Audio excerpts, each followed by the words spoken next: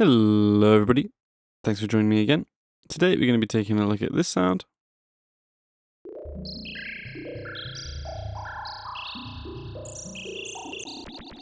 Okay, and in context it sounds like this.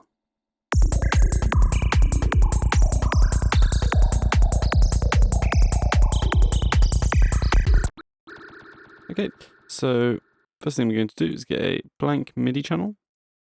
Okay, and I'm going to get an arpeggiator, set to 16ths, and gate size is up to you. I've gone with 50%. And then I'm going to get a velocity device, the total random preset. So every time there's a note on, we'll get a new velocity value.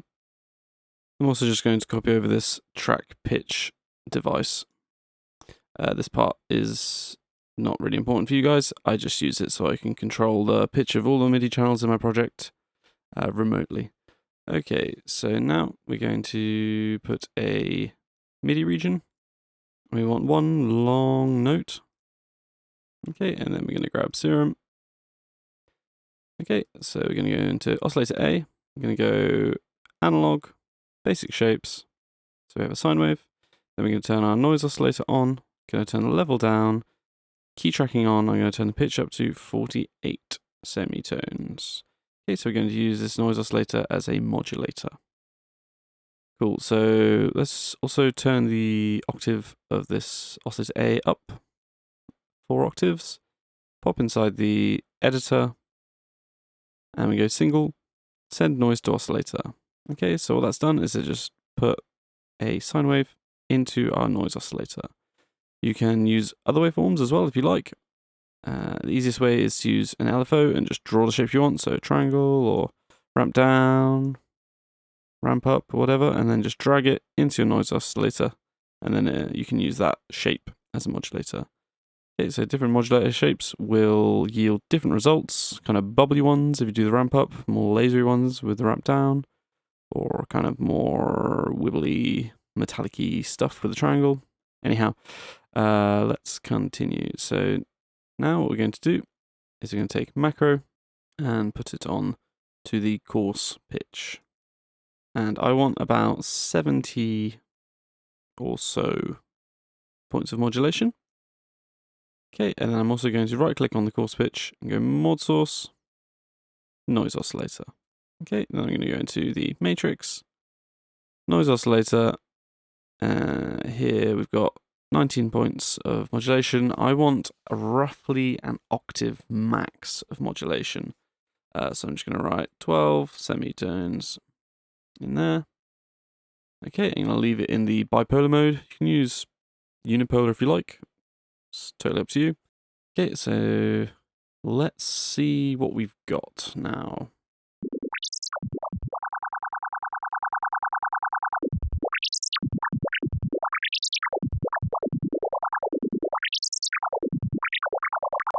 Okay, cool. So let's also turn the random up on the noise oscillator just so we get a bit more variation in the tone. Fantastic.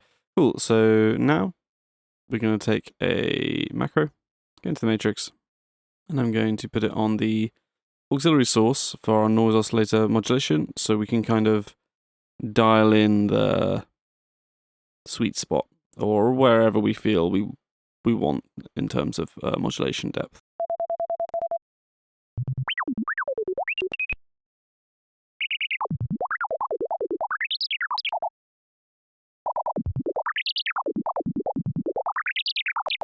Okay, so I think I like it around about there.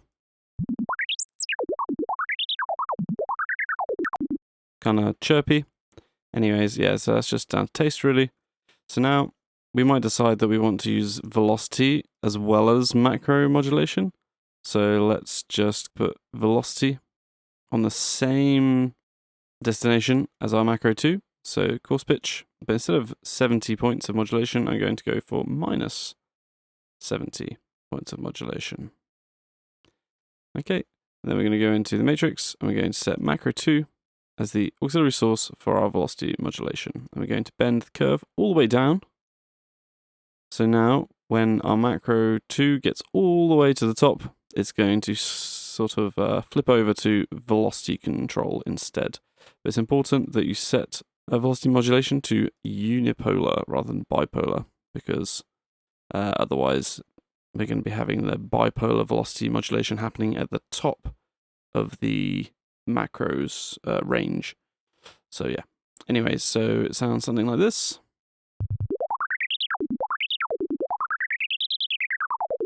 And then we go all the way to up to 100.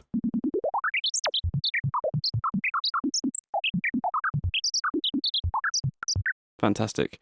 Okay, so let's say we're happy with that now. Let's move on to the effects. Something I really, really like to do for these types of sounds, and just a lot of sounds in general really, is to go into the flanges and either use a comb or a flange, or kind of whatever really, but a comb or flange. I really like this flange HL6 minus. And let's set this up. So you're going to want a fair bit of resonance. Let's go with about 75%. Turn the mix down to similar place, so 75%.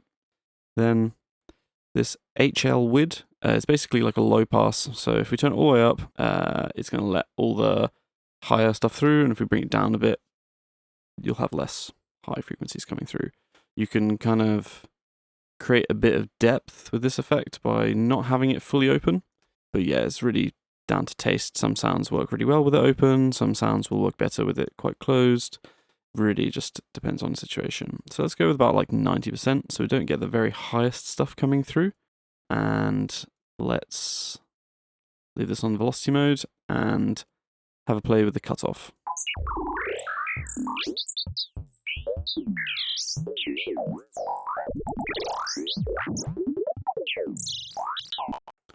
So yeah, if you haven't played with these types of filters before, they're very, very cool. So yeah, I do recommend you have a play with them. But something really neat that we can do with them is we can tune them to the key that we're playing. So before, the way I was doing this was finding the hertz value of the root of the key that we're playing and then type it in here to tune it. But actually, we don't need to do that. So we can pull this all the way down as low as it'll go, and go note modulator, put that on it, and it'll automatically go full modulation. Then we're going to put 2 modulators on this cutoff. They can be anything you want, just I tend to make them something that I'll never use, so I can easily find them in the matrix. So I'm going to go with MPE, and another one of a different MPE. Then pop over to matrix, find our MPE modulations nice and easily, and yeah, if it's a mess in here, you can always just go sort by source, and the MPE stuff will go together. Now you want to set both of those to fixed mode. I'm just going to set them both to 0 to start with. Okay, so at the moment, when we press play, the comb is going to kind of have a pitch, or sorry, the flange is going to have a pitch, and it's not going to be the correct one. Still sounds cool, but to kind of fix it so it's playing the right pitch, we need to just give it a little nudge. So on the first fixed modulation for the filter frequency, we need to have minus 0.27. Minus 0.27. Okay, and that'll kind of fix the note.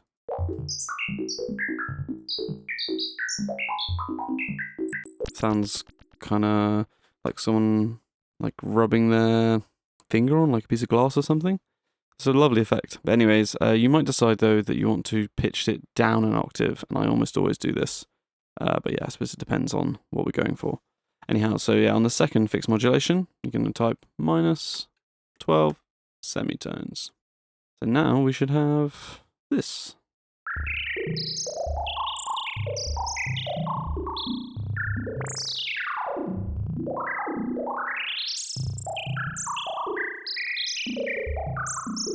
Okay, and if we change the pitch, I'm just going to change the pitch of everything, and you should hear the comb, or sorry, the flange, pitching along with it.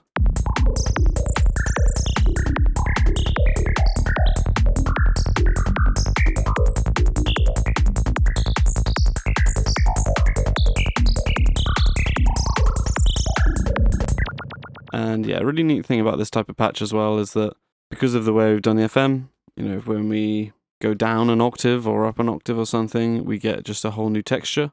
So let's go down an octave. but also because of the key tracking in the comb, in the flange, we also get some interesting stuff going on. So let's go down an octave.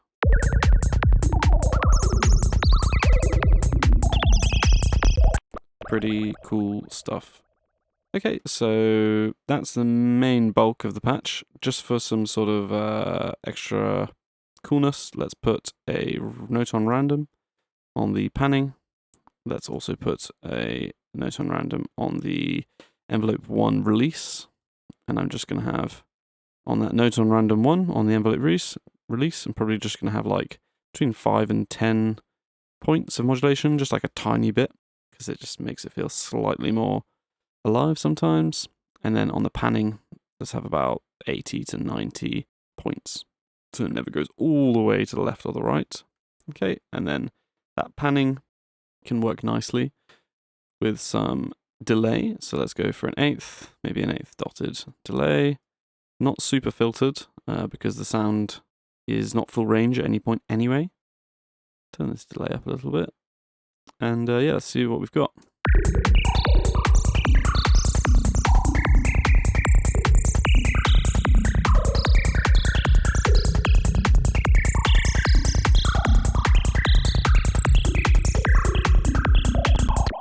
Okay, pretty cool. And if you like, you can play around with the resonance. If you want it to really get a nice long kind of sustained thing going on, you can turn the resonance right up.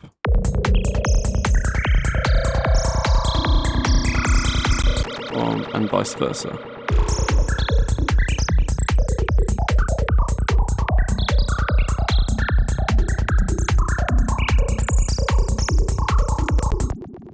Okay, so yeah, that's kind of it. So yeah, I hope you liked the video, and if you haven't already, please like and subscribe, check out the Discord, and otherwise, I shall see you next time.